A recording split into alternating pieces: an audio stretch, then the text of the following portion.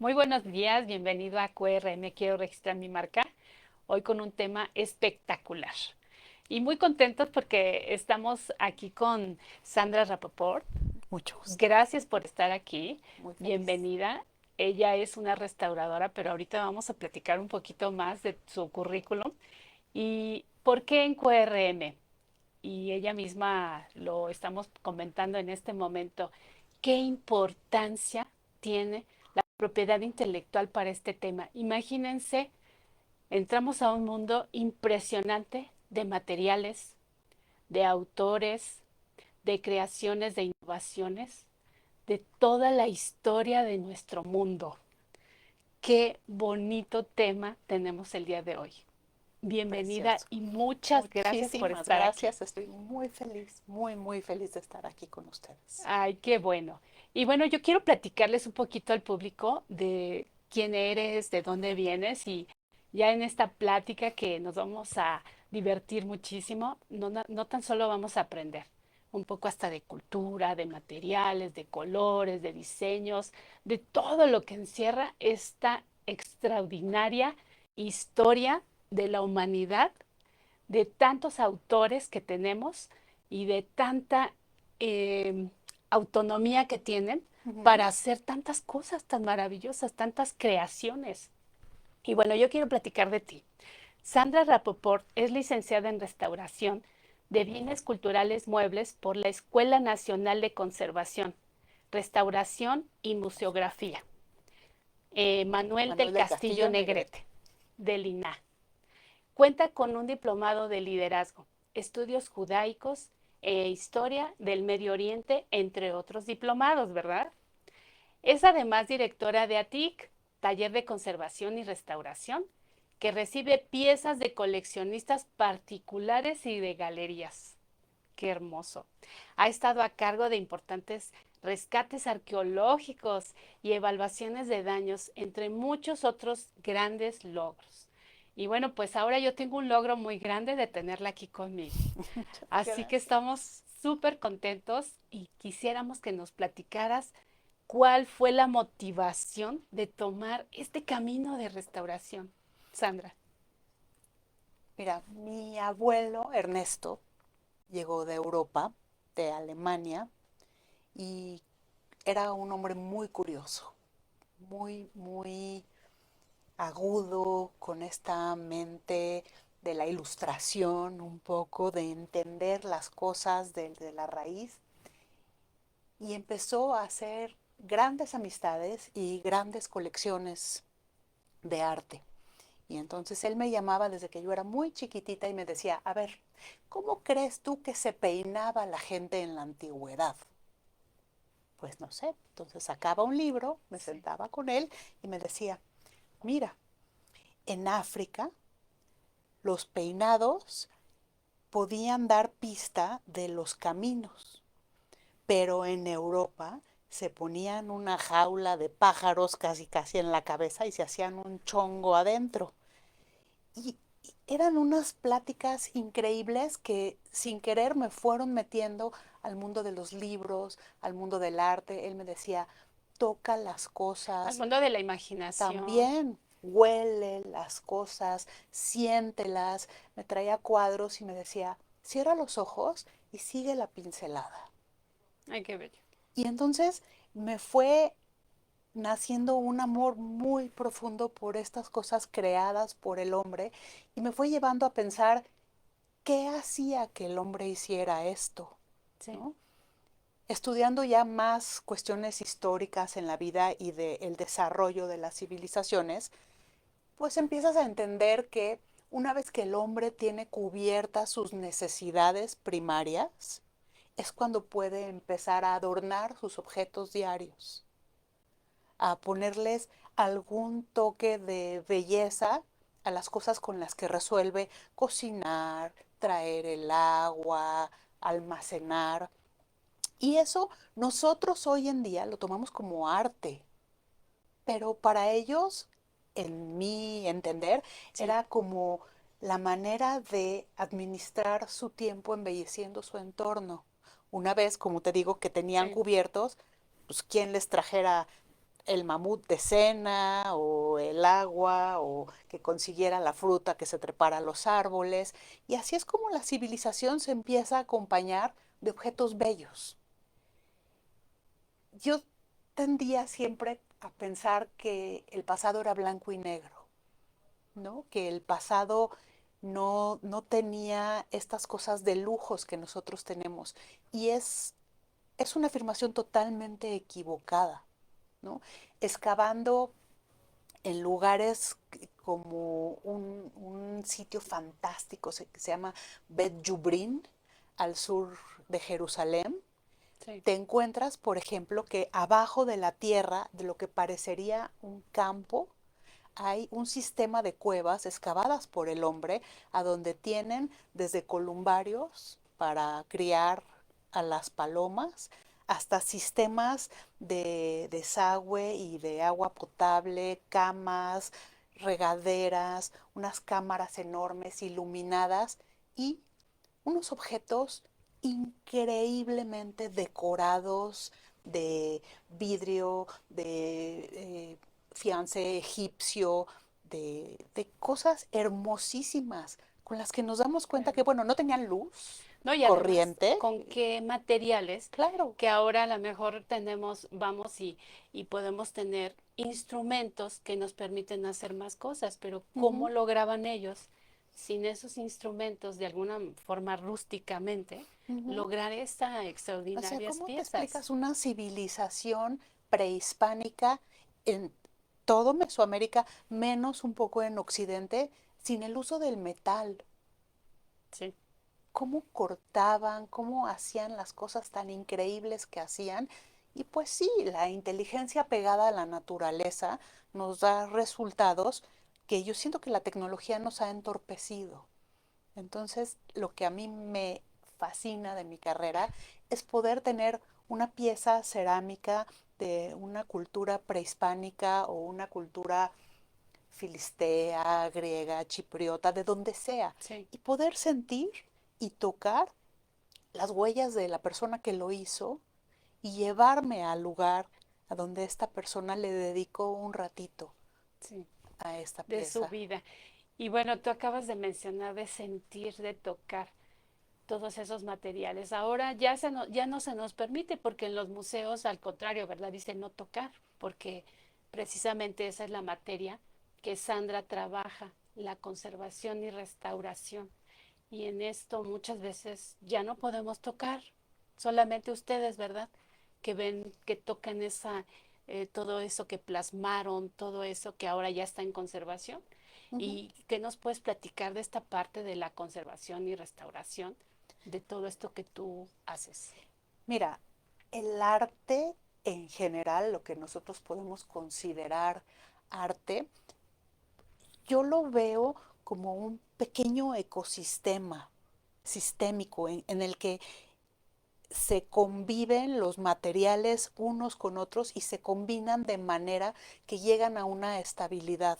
Pensando, por ejemplo, en una pintura al óleo. Entonces tú tienes tu sustrato de lino, tienes una base de preparación que generalmente lleva cola de conejo o cola de pescado mezclada con un blanco de España, y después tienes las capas de pintura del óleo, que el óleo se compone de tres cosas: del pigmento, el aceite y alguna resina. Eso es lo que le da su característica, pero tú, al empalmar todos estos materiales, logras un sistema que se va secando, va envejeciendo, se va aflojando. Tienes que tener también un equilibrio con el bastidor, que tiene que ser de una madera que resista al tamaño y al peso.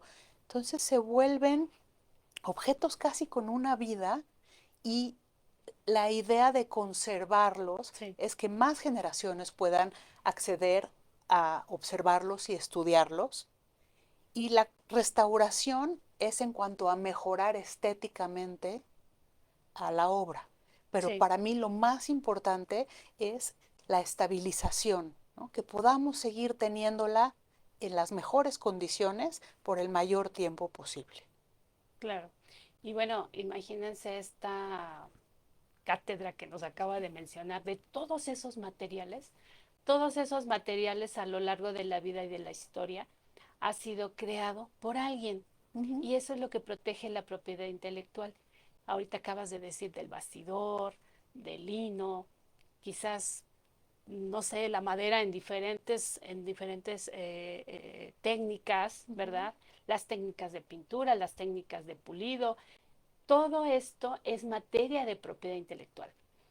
Y a mí me llama la atención, por ejemplo, cuando tú has estado haciendo alguna conservación o alguna restauración, seguro te has encontrado alguna obra que diga anónimo, Sí, claro. que no sabemos de quién es. Y eso es precisamente lo que protege la propiedad intelectual, de que todo esto que está hecho, todo esto que está realizado, todas estas técnicas humanas, estas creaciones sean protegidas y registradas, porque en algún momento de nuestra historia, que a lo mejor ya no vamos a estar nosotros, ¿verdad? Ese alguien que se va a dedicar a la conservación, a la restauración, va a tener de quién fue hecho ese producto, ¿no? Ujú. Esa exquisitez que ahora vemos en museos, los vemos en iglesias, En en galerías, galerías, en casas. en casas también, en muchos momentos, en muchos lugares. Nosotros estamos en la Roma, pero cuando también vas, por ejemplo, al centro, Claro. dices, ¿para dónde volteo? Todo está hermoso. Ujú. Y todo eso tuvo técnicas, todo eso tuvo materiales y tuvo esos diseños que ahora la propiedad intelectual cada vez y en nuestro país resolvemos más que debemos de proteger, registrar. Y pues cuando encuentras algo que dice anónimo, dices, oye, pues qué bueno, ¿verdad? Qué bueno que está aquí, pero finalmente no tenemos el nombre del autor. ¿Quién lo hizo? Un poquito a lo mejor la dinámica o la técnica que utilizaba ese autor, Ujú. ¿verdad? Así es. Entonces, todo esto pues es algo que Sandra trabaja y que está ahí muy a la vanguardia. Inclusive ahorita platicábamos que podemos hablar de la química, Sandra. Bueno, todo es química, Gaby. Todo lo que nosotros podemos percibir a nuestro alrededor es química y tengo un amigo que siempre me corrige y me dice, sí, pero la química al mero inicio también es física. Sí. Entonces no nos podemos despegar de la ciencia No, en todo lo que hacemos, porque para que yo entienda cómo intervenir un papel antiguo, tengo que entender de qué está hecho. Una escultura de madera en una iglesia, todo, tengo que entender los materiales, las arcillas de las cerámicas, qué hacen, qué pasa cuando yo amaso la tierra con agua, le pongo un desengrasante, le pongo algo que le dé más fluidez, le quito las burbujas de aire, ¿por qué se las quito? Y hago la figura, la dejo secar y la meto a hornear y pierde el agua química y el color que adquiere según si estuvo en un ambiente de oxidación o de reducción. Entonces todo nos remite a estos procesos primarios, sí, pues en un Big Bang de materiales, ¿no?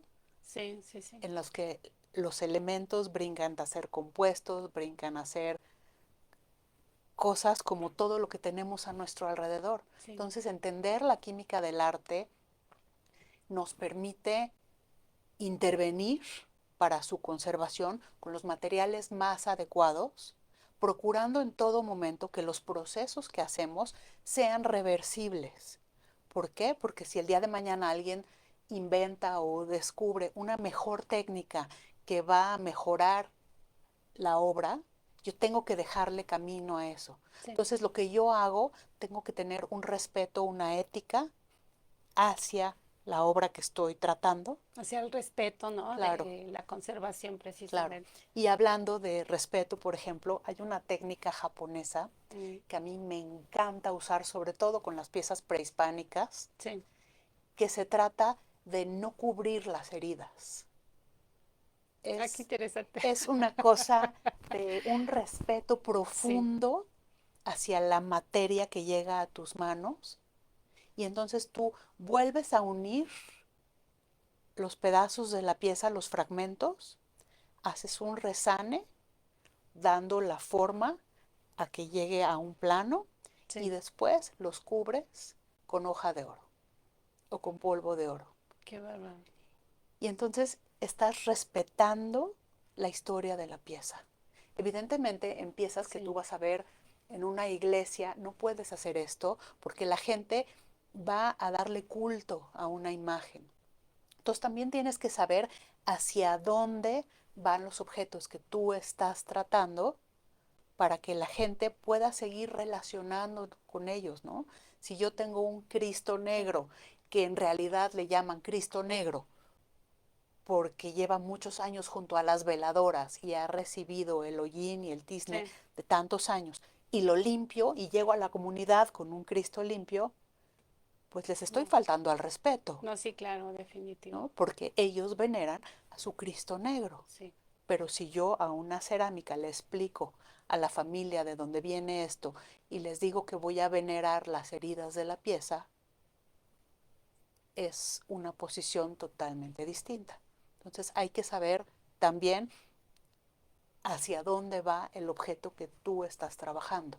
Todo lo que encierra, como dices, el respeto a cada época, a cada cultura, a cada, decías tú, a una creencia, ¿no? Ujú, Acabamos de visitar el Cristo Negro y algunos lugares ahí de Tasco, donde está la iglesia Santa Prisca, que ujú. tú de Conozco. antemano Sí. la conoces, y precisamente era lo que nos decían, ni siquiera un mechudo, ni siquiera un trapito puede pasar por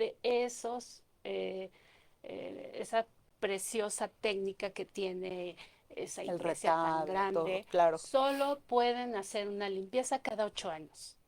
Y Ujú, eso era lo que nos platicaba, ¿no? Y bueno, tantas cosas que uno no sabe porque a veces hasta podríamos decir, ah, parece como que estuviera sucio, ujú, pero eso es parte del respeto que se le tiene que dar claro. al lugar para no lastimar nada de las piezas y que solamente alguien que tenga ese conocimiento, como lo que hace Sandra, de esa restauración, de esa conservación, de saber con qué quizás químicos o con qué materiales puede hacer la limpieza de esos lugares. Ujú. Y bueno, pues con tu equipo, ¿verdad? Con ATIC. Cuéntanos de ATIC.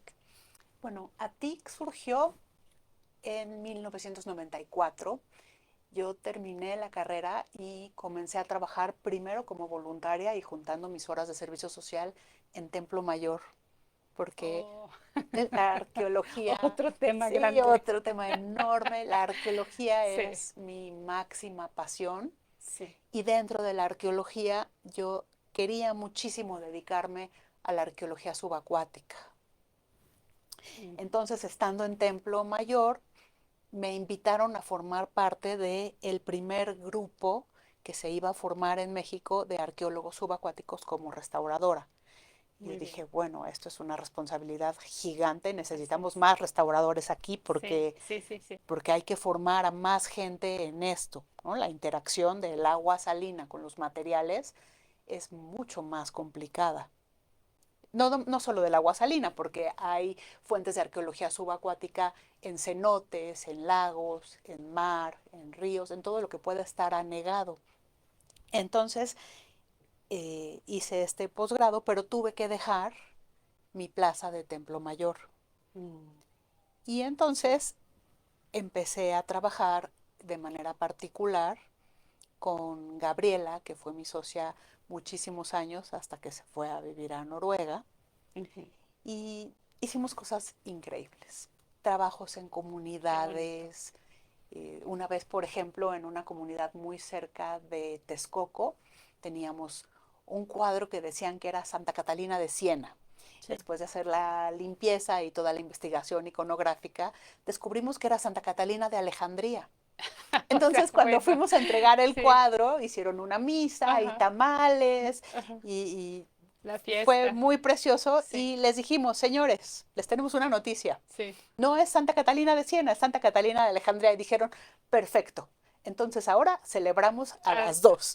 bueno, sac- sacaron dos festejados en vez de Sacaron dos uno. festejos en vez de uno y fueron todos muy felices y nosotras también. Claro, habían hecho un descubrimiento, ¿no? Y bueno, me llamó mucho la atención ahorita que decías de tu juventud, de ese ímpetu que tú ya traías con la historia que nos acabas de comentar, que siempre tiene que ver con la niñez y con alguien y algo que nos hizo clic. ¿Tú qué mensaje le podrías compartir a los jóvenes que en algún momento quizás nos pudieran estar escuchando? A esos jóvenes e incluso que tienen esas inquietudes, cómo hacer restauraciones, cómo entrar a este mundo tan importante y tan Mira, exclusivo también.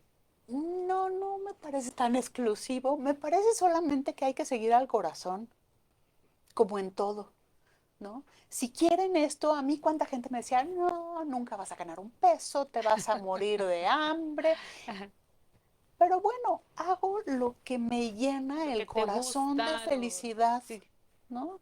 claro, No, no, lo que te soy apasionó, tan te feliz llamó la trabajando en atención. esto, me siento tan plena, tan realizada y tan afortunada de poderlo hacer porque, claro, tengo una tía que me decía, mijita, tú tendrías que ser asistente personal de alguien y aprovechar que te mueves por todos lados. Y No, ganar tía, mucho dinero.